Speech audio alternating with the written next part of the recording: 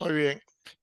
Bueno, haciendo un poco de recuento de lo que habíamos visto en digamos, en el módulo anterior del curso, habíamos visto el tema de los accidentes, habíamos hablado de los tres enfoques de la prevención de accidentes. Recuerden que había uno basado en las normas, otro basado en las lecciones aprendidas de accidentes que han ocurrido y otro basado en los métodos de análisis de riesgo, ¿no? Si bien entramos en detalle en los métodos de retrospectivo, quiere decir de lecciones aprendidas de accidentes que han ocurrido, y en los métodos de análisis de riesgo, dejamos siempre por sentado que las normas eran uno de los elementos fundamentales o de los enfoques fundamentales en la prevención de accidentes. Y no solo en la prevención de accidentes, en general, en todo el desarrollo de las prácticas con radiaciones ionizantes. Al ser esta una, digamos, una industria, una vertiente de la vida humana que involucra riesgo, pues las normas son fundamentales en el control de esos riesgos. En el día de hoy vamos a tratar de hacer tres presentaciones eh, y vamos a hablar básicamente de las normas. En la primera vamos a hablar del sistema de normas del OIA, que como quiera es referencia, digamos, científica para el establecimiento de las normas a nivel internacional. Vamos a ver su desarrollo, su historia, etcétera. En la segunda vamos a hablar concretamente del sistema de normas de Uruguay, que si bien, por supuesto, no tiene una historia tan larga, también ya tiene cierta historia, pero es lo más importante porque es lo que debemos conocer bien. Y en la tercera charla vamos a hablar dentro de ese sistema de normas de aquellas normas que están más relacionadas con la práctica de radioterapia y con el trabajo de ustedes como médicos radioterapeutas. Entonces, bueno, primero hablemos un poco de las normas del OIA, Esta cómo se... paciente estuvo suspendida la semana pasada por radiodermitis y ahora Disculpen, vino ¿alguien tiene y un dice que está micrófono igual. abierto ahí? Es de castaño también. No sé si... Al- Perdón, soy yo. Muy bien. Eh, Les decía, vamos a conocer el sistema de normas del OIA y vamos dentro de él a identificar los principales documentos que contienen los requisitos generales de seguridad que propone el Organismo Internacional de Energía Atómica. Entonces, este es el contenido y bueno, empecemos hablando un poco de la historia de las normas. La historia de las normas eh, dentro del sistema de normas del OIA ya es de larga data. Aquí les muestro el primer documento de normas que fue emitido por el OIA tan lejos como en el año 1958. El camino recorrido desde ahí hasta este otro documento que ya es mucho más reciente y que pertenece al sistema de normas actuales, ha sido un camino de constante aprendizaje porque eh, al inicio de la actividad del OIA, pues no había una referencia clara de cómo desarrollar las normas. Las normas fueron llegando prácticamente como una necesidad y se identifican, digamos, cuatro grandes momentos en el desarrollo de las normas.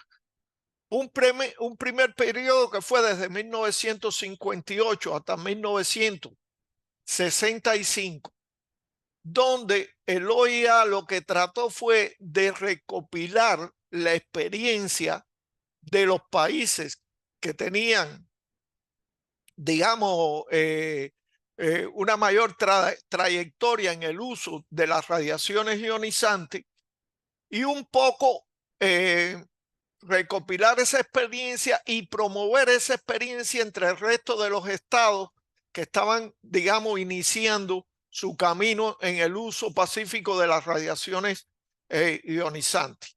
Así que no es de extrañar, como les decía, que en el año 58 surgió este documento que se llamaba algo así como seguridad en el manejo de los radioisótopos, porque claro, ya había un precedente y ya se conocía de lesiones que podían causar eh, las radiaciones ionizantes, particularmente en el manejo de radioisótopos. Fue el momento en que se descubrieron muchos de los radioisótopos y se trabajó mucho experimentalmente con ellos. También aprobaron un documento que tenía que ver con el transporte seguro de materiales radioactivos, porque ya empezaba, digamos, el comercio de materiales radioactivos entre los estados y era imperativo poner cierto orden en cuanto a cómo hacer ese transporte de los materiales radioactivos. Desarrollaron también lo que fue la primera versión de las normas básicas de seguridad para la protección radiológica, basada en la publicación de la ICRP 26, que ya la ICRP era una organización que tenía una trayectoria en aquel momento y hacía sus publicaciones, pues entonces tomando la publicación de la ICRP 26, pues se publicó este primer eh, reglamento de normas básicas de seguridad, donde se establecieron los primeros límites de dosis, etcétera. Y también se publicaron documentos que estaban relacionados con la seguridad en el manejo de los desechos radioactivos, porque obviamente en ese boom que hubo en las primeras décadas del siglo pasado, en el manejo de sustancias radioactivas, se generaron una cantidad muy grande de desechos radioactivos y era también un imperativo trazar pautas en cómo gestionar esos desechos. Estos documentos que eran muy, digámoslo, técnicamente eran bastante primitivos, sin duda fueron de gran utilidad en esa etapa y en la etapa podemos decir que ella se caracterizó por tres cosas fundamentales. Un enfoque de abajo hacia arriba, quiere decir, el OIA recibía la experiencia de los países y de alguna forma la coleccionaba y publicaba aquella que consideraba contenía las mejores prácticas. En ese sentido, eso caracterizó también la etapa, ¿no? Una recopilación de experiencia y de buenas prácticas. Buenas prácticas que hasta cierto punto tenían en aquel momento o no mucho aval científico, digamos. Era mucho de los resultados de la experiencia en el manejo de las radiaciones ionizantes. Y bueno, la caracterizó también el hito de que por primera vez se identificaron requisitos. Y esto era muy importante porque ya esto permitía tornar esa experiencia que se había recopilado en los diferentes países, se tornaba en requisitos y que eran de alguna forma aspectos normativos que no se habían considerado antes de 1958. Entonces, digamos, fue una etapa que si bien muy primitiva, pero tuvo aportes importantes al desarrollo del sistema de normas de la OIA. Después vino una etapa del 74 al 98 aproximadamente. Aquí hay tres hitos muy importantes marcados en esa etapa, que se caracterizó por el desarrollo de programas de normas. Quiere decir, en esta etapa se identificó bien que se necesitaban programas para desarrollar normas en diferentes áreas de los usos de las radiaciones ionizantes, ya con un carácter no solo de compilar la experiencia, sino de identificar claramente requisitos que debían tener esas normas. Así como se había desarrollado en la década del 70, principios del 70 mucho, la energía nuclear, el primero de los programas que se identificó fue el programa NUS, que se le llamaba, que tenía que ver con las normas de seguridad aplicadas a las centrales nucleares, a las centrales nucleares de potencia, como también se le conoce.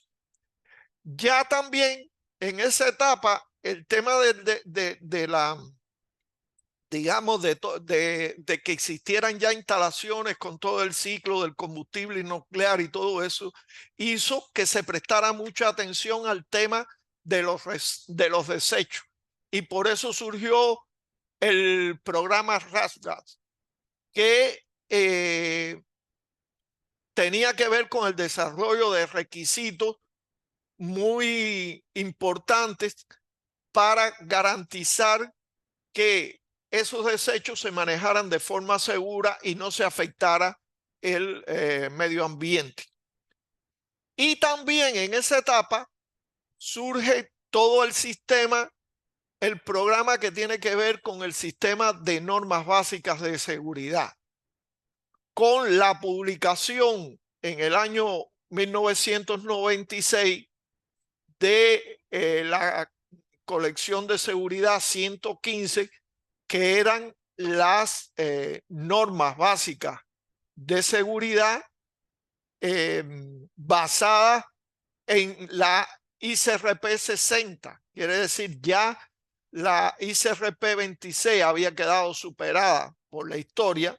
La propia ICRP sacó sus recomendaciones de la ICRP 60 y el OIEA bebió de alguna forma de esas publicaciones de la ICRP 60 para aprobar estas nuevas normas básicas de seguridad en aquel momento, nuevas en aquel momento, que tenían varias cosas que le hicieron muy famosa entre todas las normas, por decirlo de alguna forma, o muy significativa. Lo primero que tenían era la reducción significativa de los límites de dosis. Hasta este momento, los límites de dosis se habían concebido, según la ICRP 26, como 50 milisieverts por año. Eran los límites de dosis. Aquí ya en el 96 había suficiente evidencia científica de los estudios derivados de las personas que resultaron irradiadas durante los bombardeos de Hiroshima y Nagasaki. Entonces, esa evidencia científica de esos programas de estudio de las personas que resultaron irradiadas de Hiroshima y Nagasaki demostraban que para que el riesgo de uso de las radiaciones ionizantes fuera comparable con otros riesgos que acepta la humanidad, como es el riesgo de subir a un avión, como es el riesgo de manejo de desechos químicos, etcétera, era necesario reducir esos límites de dosis significativamente. Y entonces se puso como límite de dosis 50 milisieverts en un año para el trabajador, pero no más de 20 milisieverts como promedio en 5 años. Eso se pensó que iba a impactar mucho sobre todo en los blindajes y y en la aplicación de las radiaciones ionizantes. Sin embargo, lo que muchos no se percataron es que esta norma incluía un capítulo que fue el que realmente dio realce y notoriedad a esta norma, que era un capítulo dedicado a lo que se le llamó exposiciones médicas o protección radiológica de los pacientes. ¿Y por qué fue tan importante eso? Porque previo a esta norma, la protección radiológica se había dirigido fundamentalmente a los trabajadores y a los miembros del público. Y los pacientes, pues, siempre se cuidaron los pacientes, pero no existían requisitos tan estrictos como se planteaban en esta norma para velar por la protección radiológica de los pacientes. De manera que al final la norma fue relevante más que todo por la inclusión de ese nuevo capítulo que tenía que ver con las exposiciones médicas, la definición de qué cosa era exposición médica, la aplicación de los principios de protección radiológica en la exposición médica, porque no se pueden aplicar igual que los principios de protección radiológica en las otras tipos de exposiciones. Entonces, eso fue realmente lo que revolucionó esta etapa, sobre todo porque se veía que ya iba a ser precisamente el tema de los usos médicos de las radiaciones ionizantes la fundamental fuente de exposición de los seres humanos. Entonces había que prestar mucha atención a eso. Además, ya habían ocurrido algunos accidentes muy significativos que demostraban la necesidad de regular estrictamente el tema de las exposiciones médicas. Bueno, de esta etapa, hitos que la caracterizan: el hecho de que existieran programas estructurados para la formación de las normas, para ver cómo desarrollar las normas. El enfoque de abajo hacia arriba hasta cierto punto todavía se mantenía muy fuerte, quiere decir, primaba mucho las buenas prácticas de los países más desarrollados en el desarrollo de las normas. Y bueno, en esta etapa también, en el año 1998, pues se publica por primera vez los fundamentos de seguridad, tanto los tres fundamentos de seguridad, tanto los que tienen que ver con seguridad nuclear, con seguridad radiológica y con seguridad de los desechos radioactivos. De manera que esos fueron los hitos fundamentales de esta segunda etapa. La tercera etapa, media entre el año 96 y el 2006, y esta se diferenció no mucho de la segunda. Básicamente se diferenció en el hecho de que había una mejor estructura, o se concibió una mejor estructura para la creación, desarrollo y aprobación de las normas dentro del Organismo Internacional de Energía Atómica. En el año 1996 se crea el Departamento de Seguridad Nuclear, que aunque se llama seguridad nuclear, es seguridad nuclear y de las fuentes de radiación, que era como digamos, la secretaría técnica para atender todo este tema de las normas. En el año 96 también se crea la Comisión de Normas de Seguridad o de Estándares de Seguridad del OIA, que iba a jugar un papel fundamental en el desarrollo de las normas, porque esa era su función. Y dentro de ella, o subordinada a ella, se crean los comités de estándar que de alguna forma identificaban las áreas en que se iban a desarrollar los estándares o las normas. El área NUS para las normas que tenían que ver con instalaciones nucleares, RAS para las normas que tenían que ver con protección radiológica, WAS que tenía que ver con las normas que regularían el tema de los desechos, y TRANS que tendría que ver con las normas que regularían el tema del transporte de los materiales radioactivos. Al final de esta etapa, en el 2006, se aprueban los principios fundamentales de seguridad y se da como un punto de partida para el desarrollo de las normas que actualmente tiene el OIA. Aquí, hitos fundamentales en esta etapa: la creación del Departamento de Seguridad Nuclear, porque este iba a ser, digamos, el brazo técnico que iba a promover todas las normas. De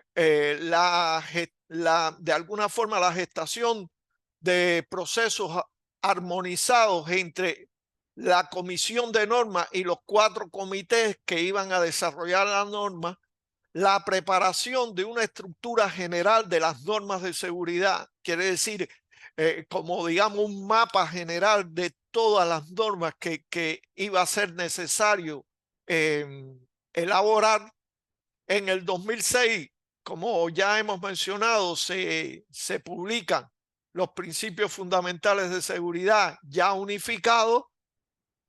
Se inicia un enfoque que ya va a ser irreversible, que es el enfoque de arriba hacia abajo. Quiere decir, ya el OIA tiene suficiente capacidad técnica, tiene capacidad para contratar expertos y para desarrollar en sí misma las normas, y aunque nunca va a dejar de considerar la experiencia de los países, pues puede un poco balancear mejor la experiencia internacional, porque lo que pasaba en las etapas anteriores era que la experiencia de países desarrollados, que era donde había suficiente experiencia, pues de alguna forma se hacían inaplicables en países en vías de desarrollo. Ahora el OIA va a poder considerar también la opinión de los países en vía de desarrollo. Y bueno, ya en el año 2008 se tenía un plan de trabajo estructurado a largo plazo, como le decía, como todo el mapa de las normas que iba a desarrollar el Organismo Internacional de Energía Atómica. Bueno, aquí un poco para hacer énfasis en que todo este tema de desarrollo de las normas está muy bien organizado a través de la Comisión de Normas y de sus 4 comités que ya mencioné anteriormente. Si fuéramos a describir el flujo del proceso de elaboración de las normas del OIA, esto es importante que nosotros lo conozcamos. Bueno, normalmente lo que se hace es que sobre la base de ese esquema de normas que hay previsto a elaborar, se define un plan de trabajo para preparar una norma determinada. Esto lo hace la Secretaría del OIA. Quiere decir, esto es parte del trabajo de la Secretaría del OIA. Eso lo hace de alguna forma conciliado con el comité de normas y con las comisiones de normas de seguridad. Quiere decir, el OIA, la Secretaría del OIA, de alguna forma primero hace una conciliación de que esta norma es pertinente y que vale la pena invertir esfuerzo en desarrollar una determinada norma. A partir de ahí se hace la redacción o revisión, porque muchas veces no se desecha lo anterior, sino que se hace una revisión sobre la base de normas que ya existen, de la norma de seguridad por parte de la Secretaría, quiere decir del OIA, de ese Departamento de Seguridad Nuclear, y de consultores. Y aquí los consultores generalmente pueden venir para aportar la experiencia de los países, tanto de los países más desarrollados como las necesidades de los países en vías de desarrollo. A partir de ahí se elabora, digamos, el primer draft de lo que va a ser la norma y se envía a revisión al comité de normas. Y el comité de normas lo deriva a la comisión de normas que tenga que ver con el tema en cuestión. Ya vimos que eran 4, y a los Estados miembros. Y esto es una cosa muy importante. Los Estados miembros pueden aportar al desarrollo de las normas. Por supuesto, si el Estado miembro tiene mucha experiencia, pues puede aportar más. Si tiene poca experiencia, va a aportar menos, pero los proyectos de norma llegan a los Estados miembros. Lamentablemente, muchas veces los Estados miembros de países como nosotros en vía de desarrollo, pues nos cohibimos en presentar proyectos de cambio o de modificaciones al draft que nos están consultando. Y eso no debe ser así, porque en realidad, si no lo hacemos, dejamos de poner nuestro punto de vista y nuestro contexto en las normas que se aprueban por el OIA. Y esto es algo que debe gestionarse, porque al final los Estados miembros, ¿quiénes somos? Todos nosotros. Son ustedes, los médicos, radioterapeutas, son las autoridades reguladoras, son las sociedades científicas, en fin, somos todos. Y el punto de vista de todos es importante para hacerlo llegar a este comité de normas. Una vez que todo eso se revisa, pues se aprueba finalmente por la Comisión de Normas de Seguridad y se remite a aprobación por el director general del OIA o la Junta de Gobernadores, según corresponda. ¿Por qué?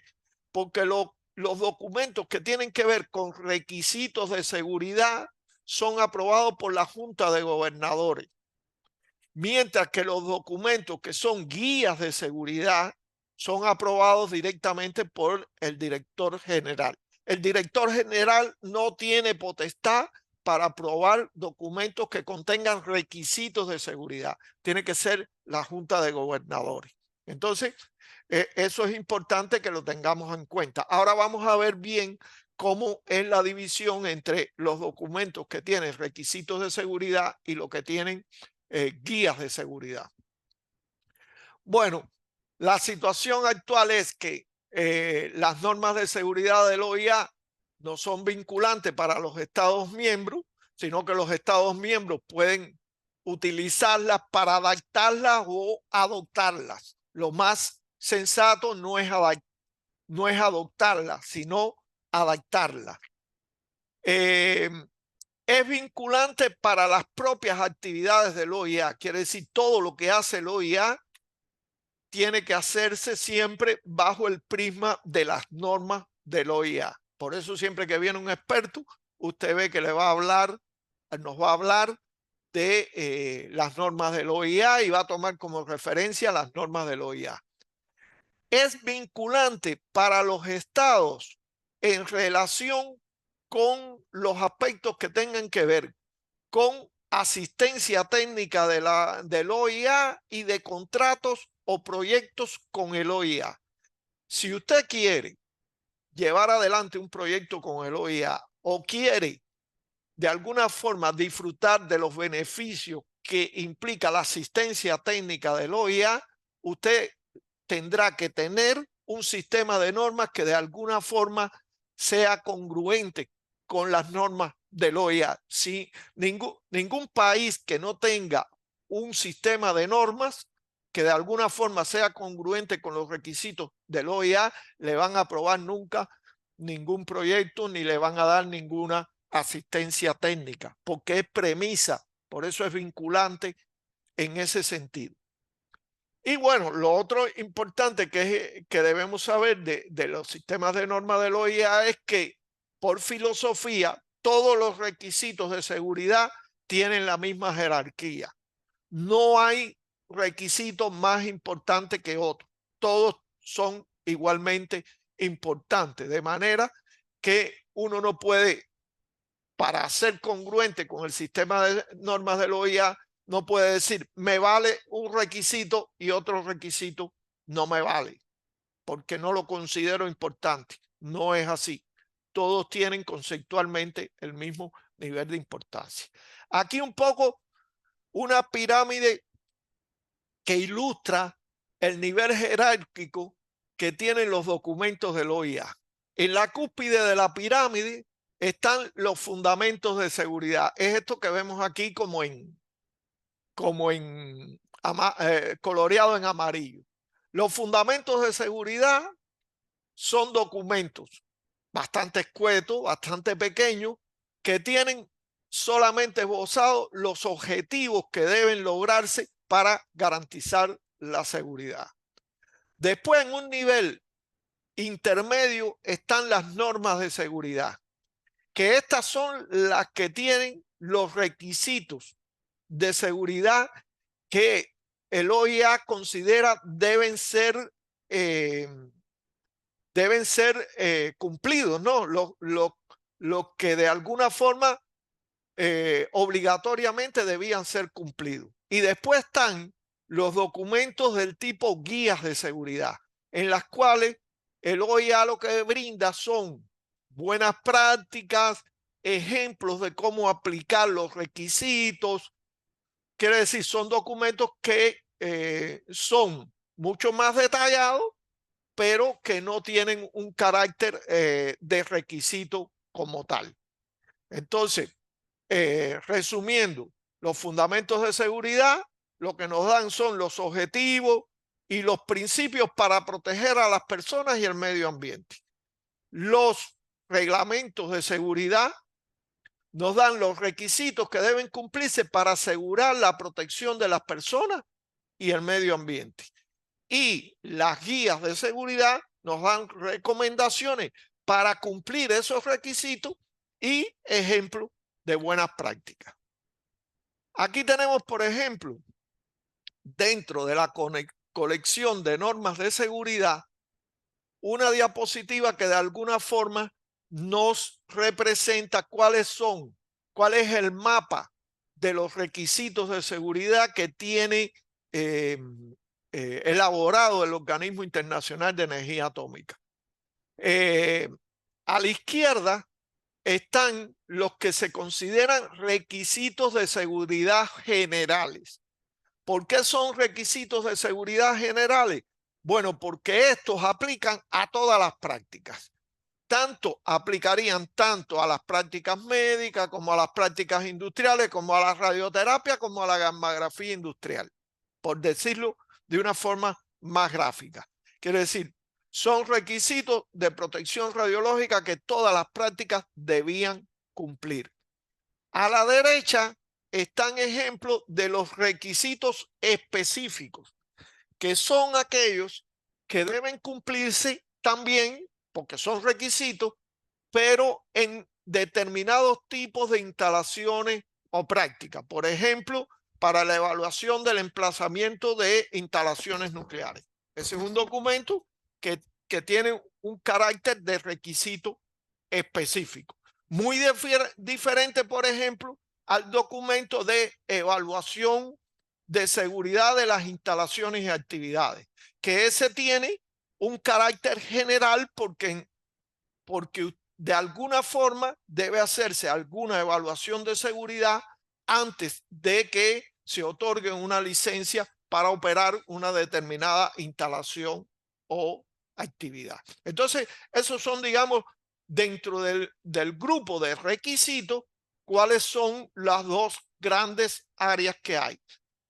Análogamente, hay documentos de guías también generales y específicas. Por eso aquí la pirámide la ponemos un poco mejor desglosada. Los fundamentos, esos son generales siempre. Esos nunca van a ser específicos.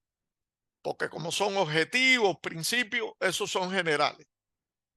Tenemos los documentos tipo GSR, que son requisitos generales de seguridad, y SCR, que son requisitos específicos de seguridad. Los dos son requisitos, pero tienen esa diferencia. Igual tenemos los documentos tipo GSG, que son guías generales de seguridad, y los documentos SSG, que son guías específicas de seguridad. Por ponerlo en el contexto de nosotros, por ejemplo, documento típico del grupo GSR es GSR parte 3, que son las normas básicas de seguridad. Documento típico de SCR son, por ejemplo, requisitos específicos de seguridad para los desechos radioactivos. Ese es un documento de tipo específico. Guías generales de seguridad puede ser, por ejemplo, guía de seguridad para el monitoreo radiológico de los trabajadores. Puede servir en cualquier práctica. Específico, por ejemplo, la SCG 46, que es la guía específica que desarrolla los requisitos de la norma básica de seguridad para las prácticas médicas. Ya esta es la SCG 46, está directamente relacionada con radioterapia, medicina nuclear y radiodiagnóstico. Y bueno, esa es la estructura que tienen los estándares del OIA. Rápidamente, hablemos de los documentos tipo GSR, que sin duda son los más importantes, que contiene cada uno de ellos. Por ejemplo, el GSR parte 1, que es el marco gubernamental y regulatorio, pues establece los requisitos con respecto al marco gubernamental, legal y regulatorio para la seguridad, y especifica, por supuesto, las responsabilidades y funciones del organismo regulador, del gobierno y todo eso. Eso contiene ese documento. El GSR parte 2, que tiene que ver con liderazgo y gestión de la seguridad, es un documento que define los requisitos para establecer, implantar, evaluar y mejorar continuamente el sistema de gestión de la seguridad, y para garantizar que la seguridad no se vea comprometida, digamos, por temas de prestación de servicio o de otros de ese tipo de elementos. Entonces es un documento que de alguna forma también nos interesa. El GSR parte 3, lo pongo en rojo y lo destaco porque es sin duda el más importante y vamos a entrar en él después. Es el más importante para nosotros en la práctica de radioterapia, porque tiene que ver con los diferentes tipos de exposiciones. Lo pasamos muy rápidamente. El GSR parte 4 tiene que ver con las evaluaciones de seguridad y nos dice qué requisitos deben tener las evaluaciones de seguridad para que esas evaluaciones sean consideradas aceptables. Por lo tanto, es también un documento general, aplica a todas las prácticas. La parte 6 tiene que ver con la clausura, en aquellas instalaciones donde la clausura genera desechos radioactivos, y eso es un documento muy importante. No es el caso de la práctica de radioterapia tal y como la manejamos nosotros, no sabemos en el futuro. Y GSR parte 7, que tiene que ver con la respuesta a emergencia. Y ese va a ser importante en cualquier práctica igual, porque aunque nosotros desarrollemos las normas y cumplamos las normas para que no ocurran emergencias, pues las emergencias pueden ocurrir en cualquier momento, de manera que tenemos que estar preparadas para ello. Bueno, conclusiones de esta charla. El sistema de normas del OIA ha evolucionado pasando desde un enfoque que era de abajo hacia arriba, quiere decir usuario o OIA, hacia un enfoque que es OIEA usuario, pero con la participación de los países en la elaboración de esas normas. El sistema de normas del OIEA contiene 3 niveles, esto es importante saberlo: principios de seguridad, requisitos de Muy seguridad alto. y guías de seguridad. Esos serían los 3 niveles. Existen 7 documentos del tipo requisitos generales de seguridad que cubren todos los aspectos que tienen que ver con la protección radiológica de las personas y el medio ambiente, y que lo pasamos muy rápidamente. Y finalmente, las normas del OIA sirven como soporte técnico para crear las normas nacionales.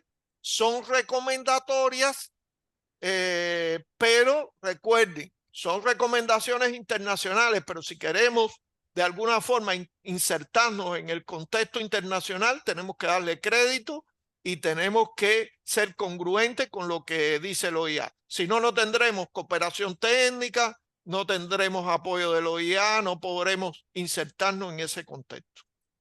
No sé si alguien tiene alguna duda, quiere hacer alguna pregunta. ¿Cuáles eran las de hoy? No, todo bien, Cruz. No hay pregunta. Pasamos entonces rápidamente a la segunda charla. ¿Cómo vamos de tiempo? Vamos bien. Si hablamos del sistema de normas del OIA, tendremos que hablar también del sistema de normas de Uruguay. Quiere decir, Uruguay también tiene su sistema de normas que tenemos que perfeccionar y todo eso, pero valga esto, un reconocimiento a todos los que han trabajado antes aquí en el Uruguay para el establecimiento de las normas, porque Uruguay, hay que decirlo así, siempre tuvo una concepción bien clara en cuanto a crear un sistema de normas congruente con el sistema de normas del OIA, lo cual hace que Uruguay sea uno de los países de la región que mejor aprovecha todo el tema de la cooperación técnica y todo el tema de las ventajas que puede dar el Organismo Internacional de Energía Atómica, ¿no? Bueno, haciendo también un poquito de historia del sistema de normas de Uruguay, hay que decir que el sistema de normas de Uruguay de alguna forma tiene su documento cúspide en la ley 17930 de diciembre del 2005, que crea a la autoridad reguladora de Uruguay, la ARNR, con los cometidos de regular, fiscalizar y controlar las actividades que involucran la utilización de las radiaciones ionizantes y los materiales radioactivos en todo el territorio nacional. Quiere decir, aquí están las 3 palabras clave. Regular, eso implica elaborar normas o propuestas de normas. Fiscalizar, que de alguna forma se hace a través del sistema de autorizaciones y licencias, y controlar a través también del sistema de autorizaciones y licencias complementado con el sistema de inspecciones. Y por eso esta misma ley declara que las funciones de esta autoridad reguladora se cumplirían a partir de la realización de inspecciones, la emisión de licencias de operación a las instalaciones y las autorizaciones individuales.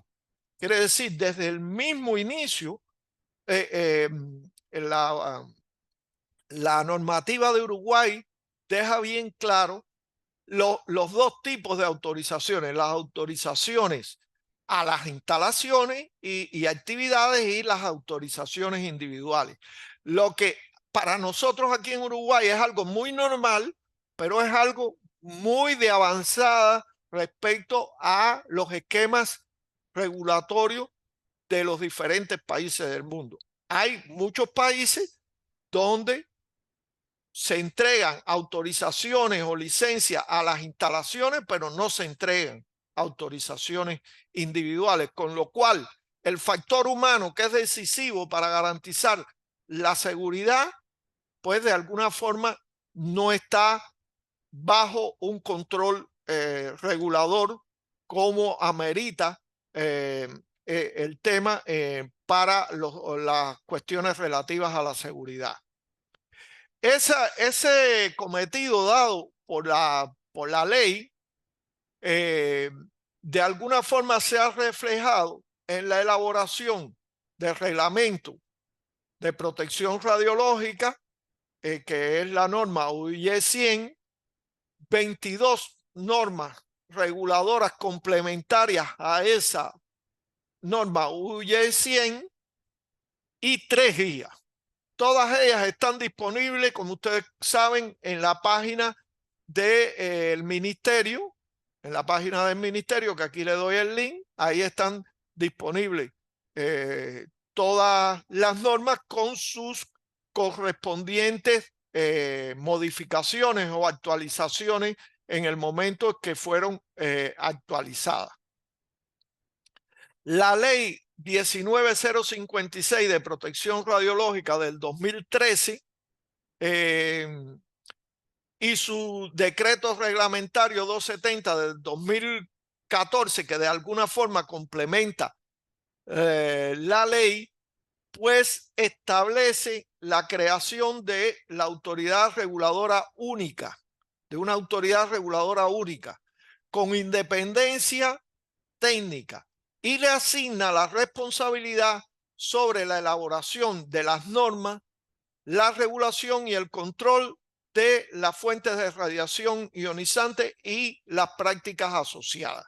Esto es algo también de vanguardia que tiene Uruguay, el hecho de contar con una autoridad reguladora única. No quieran ustedes imaginar las cosas que se ven por ahí en nuestro continente y en otros países, por el hecho de que existan múltiples autoridades reguladoras que regulan parte o sectores muy estrechos y que después es difícil ponerse, digamos, en sintonía todas ellas, de manera que el usuario al final es quien sufre eso, porque aquí de alguna forma ustedes como usuarios saben que todo tiene que venir de la autoridad reguladora esta única.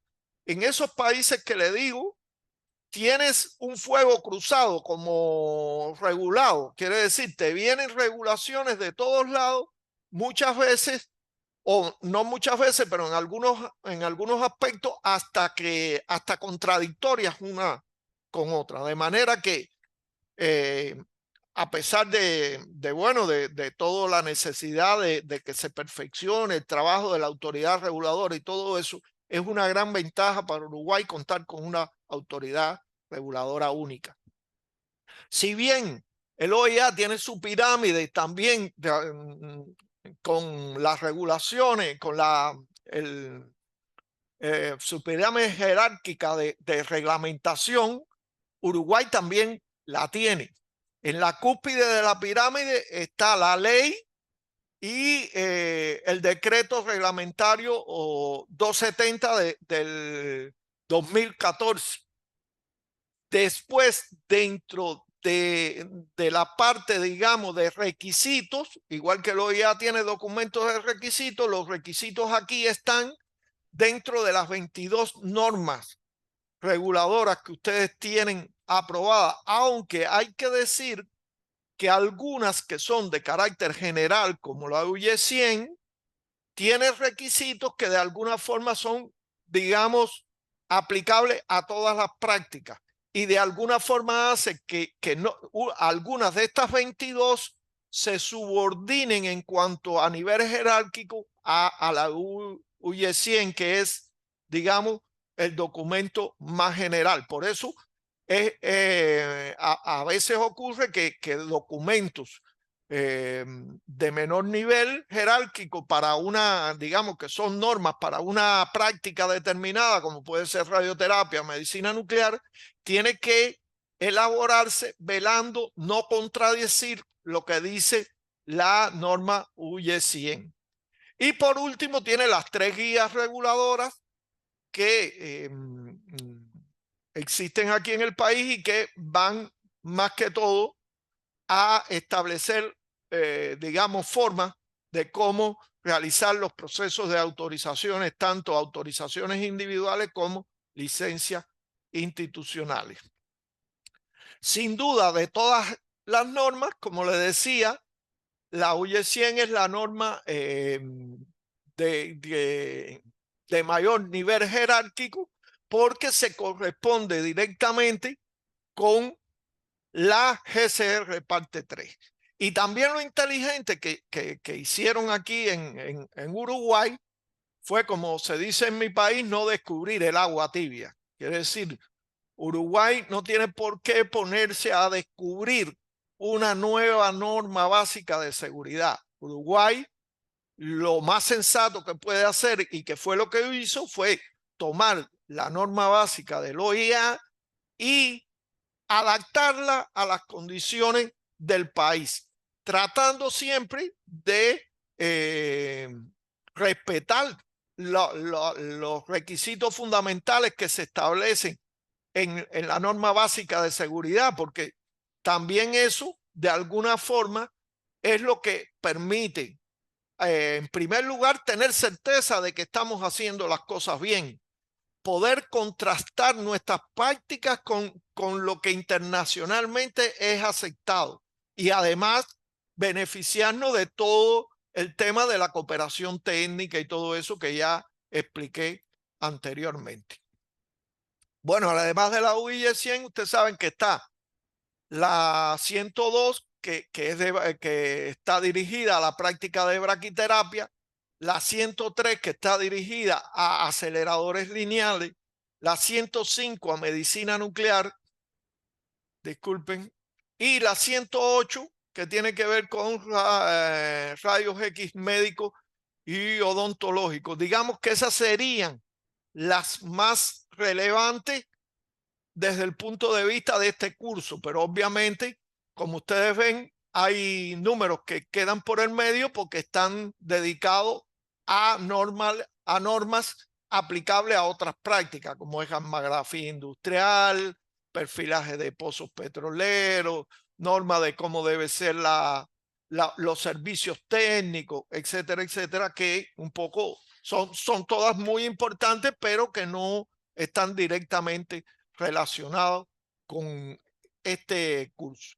Si bien al día de hoy la UY 100 está en perfecta sintonía con la GCR parte 3, hay que reconocer que estas normas, que son, digamos, hijas directas de la UY 100, son normas que no están en sintonía con, por ejemplo, la SCG 46, que yo les explicaba, que es la norma del OIA, la guía del OIA que explica cómo aplicar los requisitos de la GCR parte 3 a las prácticas médicas. Estas normas, por supuesto, tienen total validez y han jugado un papel importantísimo en la historia de las normas del OI de Uruguay, que no debemos desconocer, y siguen jugando en el momento actual, pero no están en perfecta sintonía con lo que está recomendando el OIA. Y eso es uno de los motivos por los cuales hay todo un programa aquí que ya viene gestándose, incluso desde antes de la pandemia, desde 2018, 2017, de actualizar las normas específicas dirigidas a cada una de las prácticas. En el caso de braquiterapia y aceleradores lineales, el enfoque, el cambio de enfoque es evidente. ¿Por qué? Porque, como ustedes ven, estas normas se dirigen más a los equipos y a las fuentes y no a la práctica en su conjunto.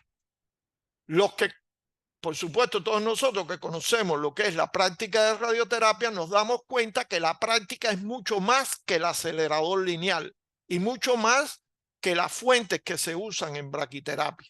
Y en ese sentido, cualquier cambio que tenga la normativa tendrá que ir no a regular equipos, sino a regular los procesos, todo el proceso de la radioterapia, igual todo el proceso de medicina nuclear y todo el proceso de radiodiagnóstico, porque si no se regula todo el proceso, pues obviamente quedarán nichos en los cuales pudieran eventualmente ocurrirnos accidentes. Ya vimos que los accidentes no ocurren directamente en muchos casos cuando estás operando el acelerador lineal. No, el accidente puede venir, como en el caso de Panamá, en el sistema de planeación de tratamiento, el TPS, que es parte del proceso. Y ese es el enfoque que da el OIA actualmente a las normas específicas de las prácticas. Es un enfoque de la práctica, del proceso de la práctica y no tanto de los equipos. Aún así, reitero, estas son las que están vigentes y vamos a ver que tienen muchas cosas que son muy significativas y que ha permitido a Uruguay tener una regulación adecuada hasta ahora de las prácticas, aun cuando sea posible mejorarla.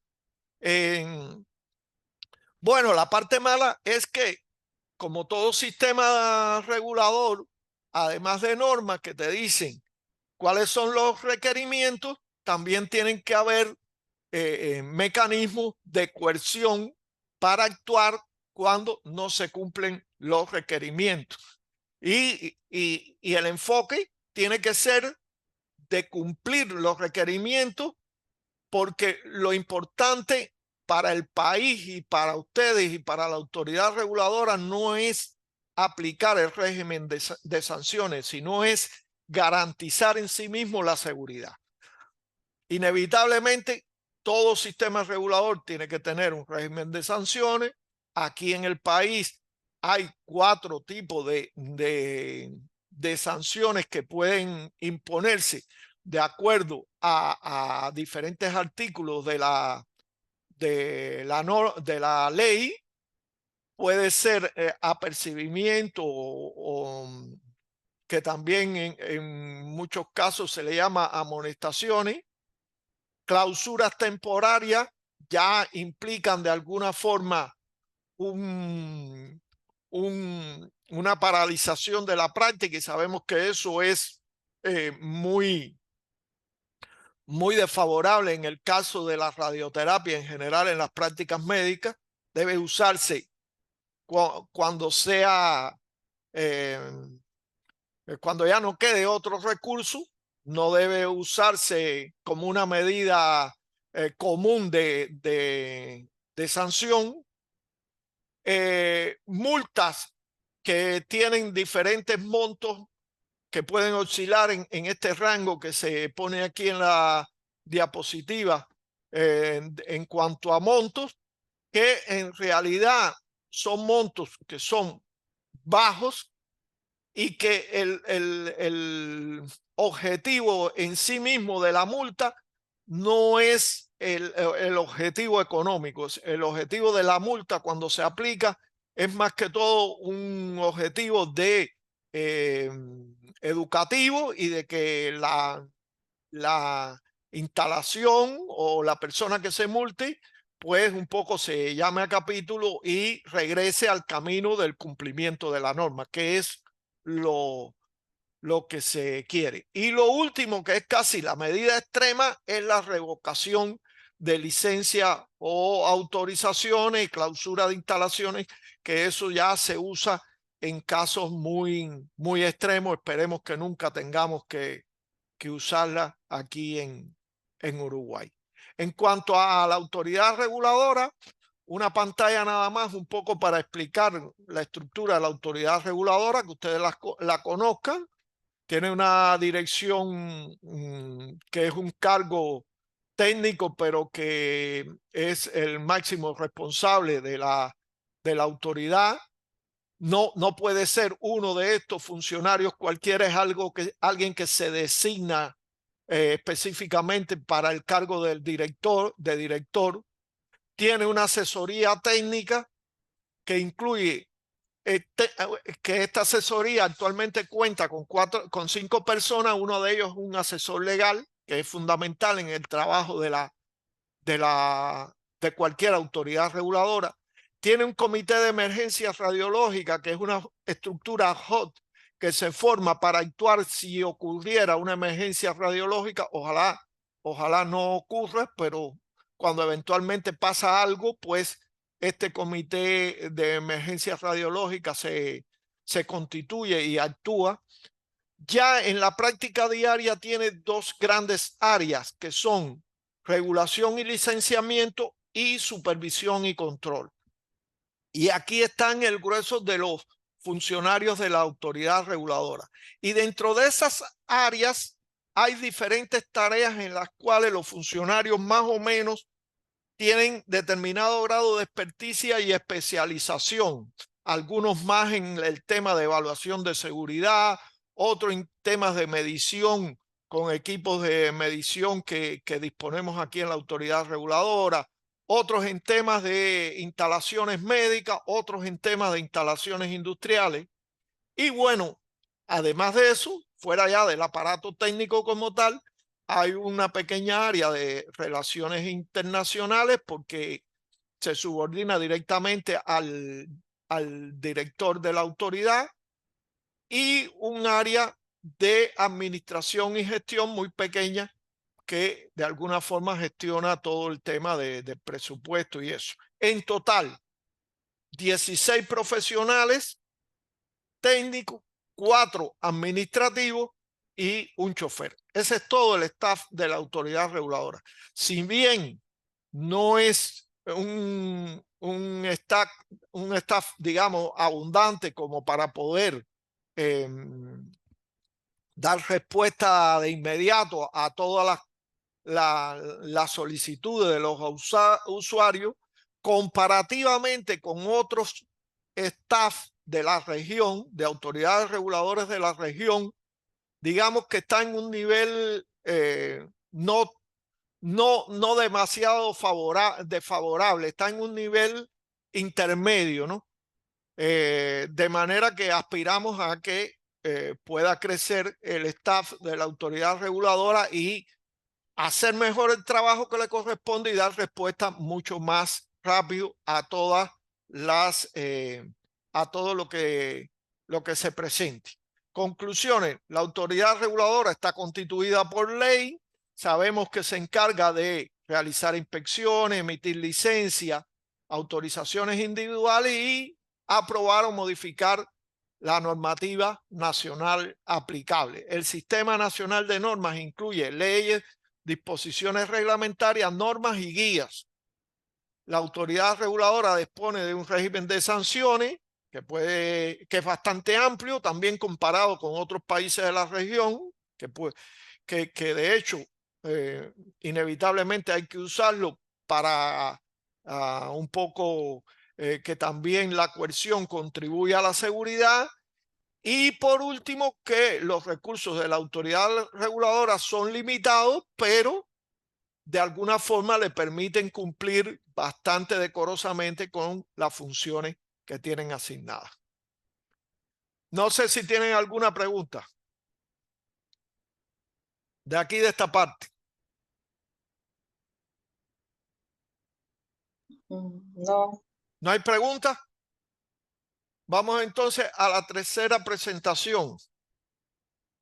Que en esta tercera presentación vamos a hablar concretamente de las normas aplicables a la práctica de radioterapia. Ya no en sentido general, sino en un sentido más concreto, ¿qué de las normas existentes aplica en la práctica de radioterapia? Bueno, vamos a hablar básicamente de la UY 100, de la 103 y de la 102, que son las normas que están más directamente relacionadas con la práctica de radioterapia, que es el objetivo de este curso. Bueno, lo primero que habría que decir es que la OIE 100 es el reglamento básico de protección radiológica, de protección y seguridad radiológica, aplica a todas las instalaciones y actividades donde se utilizan radiaciones ionizantes. Contiene requisitos generales que aplican a todas las prácticas y se ha elaborado en base a las recomendaciones del OIA, de la GCR parte 3. Quiere decir, tienen la posibilidad de decir que la norma de ustedes, la norma básica de aquí de Uruguay, está en plena correspondencia con las recomendaciones del Organismo Internacional de Energía Atómica. La 103 tiene que ver con la operación de los aceleradores lineales y la 102 con las fuentes de braquiterapia. Son normas específicas que regulan aspectos de las actividades que ellas abarcan, por supuesto. Son normas para, de alguna forma, ampliar los requisitos generales que están en la UIE 100 y no para contradecir los requisitos que están en la UIE 100. Quiere decir, tienen que de alguna forma ampliarlo, pero no contradecirlo. Y se elaboran en correspondencia también con recomendaciones internacionales, estas normas, que con las limitaciones que ya expliqué anteriormente. Bueno, ¿qué contiene la norma UIE 100? Bueno, la norma UIE 100 contiene en primer lugar una parte de disposiciones generales, requisitos administrativos y requisitos generales relativos a la protección radiológica. Quiere decir, estos son, en esta parte de la norma, son los aspectos más generales dentro de lo general. Quiere decir, la notificación y autorización tiene que ver con que todas las fuentes deben ser notificadas y que para usar la fuente, para transportar eso, tiene que tener una autorización. Son cosas más generales. Los requisitos generales relativos a la protección radiológica comprenden las responsabilidades en materia de protección radiológica de todos los actores, quiere decir desde el gobierno, la autoridad reguladora, el representante legal, los aspectos que tienen que ver con los requisitos del sistema de gestión, los aspectos que tienen que ver con cultura de seguridad y factores humanos, que es decir, son cosas también generales aplicables a todas las prácticas. Ahora, después, la norma entra en las situaciones, en las diferentes situaciones de exposición. Y la norma abarca 3 situaciones de exposición. Una situación es la exposición planificada. La exposición planificada es aquella que se lleva a cabo, por ejemplo, en la práctica de radioterapia, y es planificada porque todas las acciones que se realizan para hacer la exposición de los pacientes son de alguna forma planificadas, evaluadas, y sabemos a qué nos vamos a enfrentar. Esa exposición planificada tiene a su vez dentro de ella requisitos generales que son generales para la exposición planificada, no para las otras situaciones de exposición que vamos a ver más adelante, que tienen que ver con responsabilidad del representante legal, optimización y seguridad, límites de dosis, evaluación de seguridad. Quiere decir, estos elementos que son aplicables a todas las prácticas. Después tiene un tipo de exposición que es la exposición ocupacional. No confundir tipo de exposición con situaciones de exposición. Quiere decir, el tipo de exposición, los tipos de exposición son 3. Exposición ocupacional, exposición del público y exposición médica. Esos son los tipos de exposición. Esos tipos de exposición pueden estar en la situación de exposición planificada, pero pudieran estar también en otras situaciones de exposición. Vamos a verlo más adelante. Pero por supuesto, lo más relevante para la práctica es la situación de exposición planificada. Porque esto es, tenemos que demostrar que nuestra práctica es segura en la exposición planificada. Si en la exposición planificada nuestra práctica no es segura, adiós. Nuestra práctica no puede ser licenciada.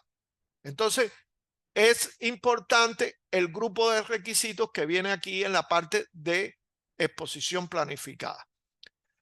Dentro de la exposición ocupacional, aquí la norma incluye un grupo de aspectos que tienen que estar contenidos en ella. Y son la clasificación de las zonas, por eso insistimos tanto en zona controlada y zona supervisada, las reglas y procedimientos para la protección y seguridad, quiere decir, por eso se insiste tanto en que existan procedimientos para todas las actividades, el monitoreo radiológico de las zonas de trabajo, del lugar de trabajo, por eso se necesitan equipos de monitoreo y hacer monitoreo para verificar que la exposición ocupacional es adecuada, la evaluación en sí misma de la exposición ocupacional, evaluación que puede ser no solo con el monitoreo del puesto de trabajo, sino también con el monitoreo individual de los trabajadores. Por eso los trabajadores tienen que tener dosímetros, forma parte de la forma en que se justifica que está controlada esa exposición ocupacional. Tiene una parte que tiene que ver con los registros de exposición ocupacional, por eso siempre es tan importante mantener los registros de la dosis que tienen los trabajadores, que como ustedes saben es acumulativa y se lleva por toda su vida laboral. Tiene una parte que ver con la salud de los trabajadores, quiere decir los trabajadores que trabajan con radiaciones ionizantes tienen que estar sometidos a un programa de vigilancia de su salud para poder detectar determinadas patologías que pueden ser excluyentes respecto a continuar trabajando con radiaciones ionizantes. Es bastante difícil, pero pudiera eventualmente ocurrir. Y tiene una parte que ver con la parte de información, instrucción y capacitación de los trabajadores, que también forma parte de este tipo de exposición, este tipo que es exposición ocupacional.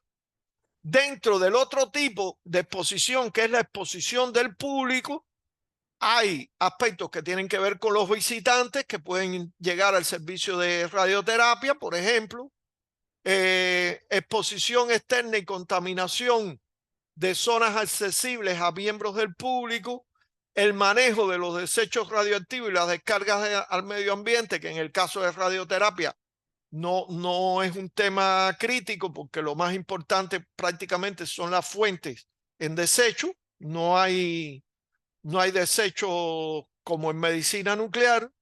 Vigilancia radiológica del público y aspectos que tienen que ver con productos de consumo que para nada están relacionados con la práctica de radioterapia. Y el otro tipo de exposición dentro de la situación de exposición planificada es la exposición médica. Y aquí es donde está, digamos, el grueso de los requisitos que hay que velar en la práctica de radioterapia para garantizar la protección radiológica de los pacientes, que va desde la justificación de la exposición, la optimización, cómo manejar las pacientes embarazadas o que están en periodo de lactancia, el alta de pacientes después de terapia con radionúcleo para el caso de medicina nuclear, la investigación de exposiciones médicas accidentales y la revisión periódica de la protección radiológica y los registros. Esos son, digamos, los tópicos. Después están las otras dos situaciones de exposición, que no vamos a hablar de ella en este curso, que son las situaciones de exposición de emergencia y la situación de exposiciones existentes. Estas tienen que ver con los famosos NOR, con las famosas zonas donde hay concentración de materiales radioactivos por actividad humana, etcétera, etcétera. El tema del radón y eso, que tampoco tiene nada que ver con radioterapia, por eso no lo vamos a abordar en este curso. Sobre el tema de las disposiciones generales, importante lo que tiene que ver con las responsabilidades en materia de protección y seguridad. La norma establece responsabilidades en materia de protección y seguridad y en su artículo 30 dice que en el inciso A, bueno, dice que los principales partes responsables de la protección y seguridad son, en el inciso A, los representantes legales, los titulares de autorización de licencia, a los cuales la autoridad reguladora le ha otorgado una licencia o un registro para desarrollar la práctica. Indudablemente, esos tienen una alta, digamos, cuota de responsabilidad en lo que concierne a la protección y seguridad. Vean que también asignan responsabilidades a empleadores cuando el representante legal no es el empleador, que ese es un caso que no es frecuente aquí en la región, y a personas u organizaciones designadas para ocuparse de situaciones de exposiciones de emergencia y eso, que no lo vamos a ver en el curso. Pero muy a propósito, dice que los médicos que realizan procedimientos radiológicos, como pueden ser los médicos radioterapeutas, son responsables en relación con la exposición médica. Quiere decir, si bien el titular es responsable por todos, los médicos son responsables por el tema de la exposición médica de los pacientes en específico que ellos tratan. Y eso es algo que muchas veces vemos en la norma y no entendemos bien lo que nos quiere decir. Y nos quiere decir que al final, aunque hayan otros muchos profesionales involucrados en que la exposición médica se haga bien, los máximos responsables son los médicos que ejecutan los procedimientos radiológicos. En el caso de ustedes, los médicos radioterapeutas. Esto de procedimientos radiológicos es porque también los médicos nucleares son responsables y los radiólogos son responsables, pero en el caso que nos atañe, son los médicos radioterapeutas los principales responsables por los temas de exposición médica de los pacientes. La norma también da algunas responsabilidades a los representantes legales respecto a que son los responsables primarios por garantizar la protección y seguridad de la fuente y por el cumplimiento de todas las regulaciones, por supuesto, procedimientos y todo eso. Y esta responsabilidad de los representantes legales no puede ser delegada en ningún caso. Quiere decir, el representante legal, porque nombre a un jefe de servicio, no deja de ser responsable. Él puede delegar tareas, pero la responsabilidad la sigue teniendo el representante legal. Vean que el representante legal también es responsable por velar porque todo el personal que participa en las actividades relacionadas con la protección y seguridad reciban enseñanza, capacitación y cualificación adecuada con las frecuencias establecidas según la función que vaya a requerir. Quiere decir que ese programa de capacitación que se pide, pues de alguna forma el representante legal es responsable de garantizar los recursos para que el mismo pueda llevarse a vía de hecho. Sobre la justificación, si bien los representantes legales deben garantizar que la exposición médica esté justificada, la exposición médica se justificará sopesando, por supuesto, los beneficios con los riesgos y teniendo en cuenta las alternativas que puedan existir. En radioterapia no hay problema, pero en radiodiagnóstico la justificación tiene que partir de que no existan técnicas que involucren radiaciones que nos puedan dar un resultado diagnóstico similar al que nos va a dar un ataque, por ejemplo. Y entonces que se justifica el ataque.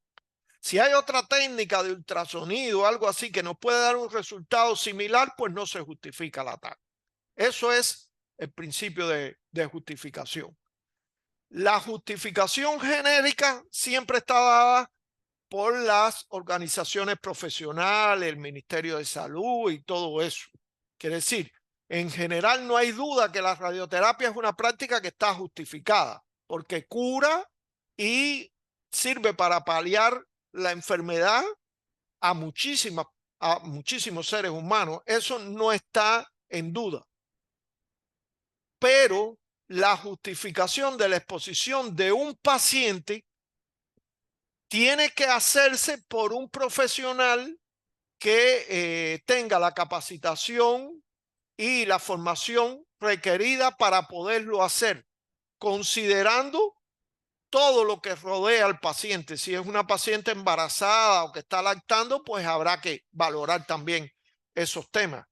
De manera que, si bien la justificación general de la práctica concierne a las organizaciones profesionales, al Ministerio de Salud y eso, la justificación de que un paciente hay que tratarlo con radioterapia es una responsabilidad de los médicos radioterapeutas que tienen que evaluar todo el caso en su conjunto. En cuanto a la optimización de la protección y seguridad, los representantes legales en cooperación con los suministradores y demás entes que lo puedan asesorar, garantizará el cumplimiento de las responsabilidades establecidas en este reglamento, según proceda, y deberá garantizar también que tanto los equipos médicos como los sistemas informáticos, ahí esto está puesto muy a tono a los sistemas de planificación, que se utilicen sean aquellos que se ajustan a la normativa aplicable según la Comisión Electrotécnica Internacional, que es en el caso de nosotros la que, porque aquí no hay normas, digamos, nacionales semejantes a la de la Comisión Electrotécnica Internacional. Entonces, será importante a la hora de comprar algún equipo siempre velar que el equipo que se suministre cumple con esa normativa de la Comisión Electrotécnica Internacional. En el caso de los procedimientos terapéuticos, el médico que aplica el procedimiento en cooperación con el físico médico y el tecnólogo debe asegurar que cada paciente pues se reduzca al máximo el tejido sano que se expone y que se logre los objetivos del tratamiento de manera que las dosis que recibe ese tejido sano sea la más baja que pueda razonablemente alcanzarse, teniendo en cuenta, por supuesto, el nivel de la tecnología disponible en el país y todo lo que establecen los protocolos clínicos y todo eso que ustedes manejan a la hora de planificar los tratamientos.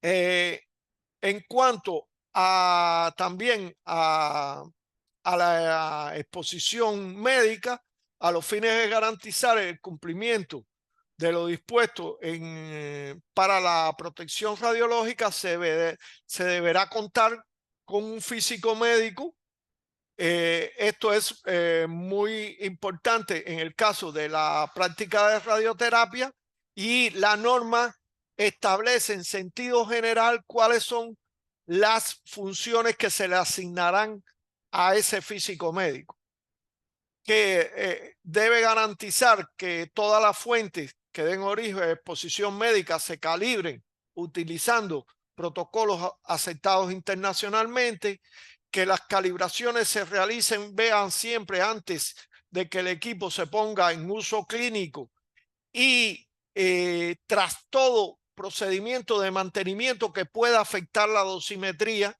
Por eso es importante que los físicos puedan revisar los equipos después de la dosimetría. Los representantes legales deben garantizar también que el físico médico realice la dosimetría de los pacientes, es algo que está en la norma. Y en el caso de los procedimientos radiológicos terapéuticos, hay que llevar registro de los principales aspectos que tienen que ver con la planificación de esos tratamientos. También la norma habla de que los representantes legales deben implementar un programa de aseguramiento y control de calidad, los objetivos que tendrá ese programa de aseguramiento y control de calidad, y dice también la norma que los representantes legales realizarán auditorías periódicas independientes del programa de aseguramiento y control de calidad de las exposiciones médicas, y que su frecuencia está en consonancia con la complejidad de los procedimientos que se utilizan. Y esto es algo que ya viene marcado desde la norma, quiere decir el hecho de que se hagan auditorías periódicas. Esto no quiere decir que tiene que ser una auditoría 4 ni una auditoría del OIA, puede ser una auditoría interna del hospital, pero que dice que de alguna forma deben hacerse auditorías periódicas. Después, algunos requisitos que tienen que ver con todo lo que tiene que, con todo lo relacionado con las exposiciones médicas accidentales, en cuanto a qué considerar exposiciones médicas accidentales y cómo reportar a la autoridad reguladora en caso de que ocurran esas exposiciones médicas accidentales. Y ahí termina lo de la UY 100. Después, brevemente, aquí solo le he puesto el índice, digamos, de la UY 103 con los principales aspectos que están contenidos en esa norma. Aunque nos parezca que, aunque ya hice el comentario de que es una norma que ha quedado un poco superada por la historia respecto a lo que se recomienda actualmente, es importante que hay muchos aspectos de la norma que tienen que rescatarse y que tienen que mantenerse en el momento que se actualice esta norma OIE 103. Aquí se lo dejo señalado en los diferentes puntos, vean, en mantenimiento, en el tema de los registros, en el tema de la dotación del personal, donde la norma es un poco, digamos, general, no refiere directamente a cantidades, pero sí refiere a satisfacción de la autoridad reguladora, lo cual creo que directamente para los usuarios es peor, porque es un concepto un poco ambiguo, y es peor que el hecho de ajustarse a una dotación del personal que ya previamente se diga en la norma. Aquí sobre controles de calidad también dice la OIE 100 y sobre responsabilidad de la 103 y sobre responsabilidad. Igualmente, la norma de braquiterapia, pues aquí le dejo los principales aspectos que toca esta norma, un poco para sabemos que son en sentido general de conocimiento de ustedes, pero bueno, para un poco llamar la atención sobre ello. Conclusiones. La normativa nacional de Uruguay desarrolla suficientemente los aspectos de seguridad radiológica y física de aplicables a la práctica de radioterapia. Existen normas específicas para el uso de aceleradores y fuentes de braquiterapia que aún con determinadas limitaciones son efectivas y se están usando. Y los médicos radioterapeutas deben conocer los elementos fundamentales de la norma y en particular las responsabilidades que le competen a ellos al ejercer su profesión. No sé si alguna pregunta.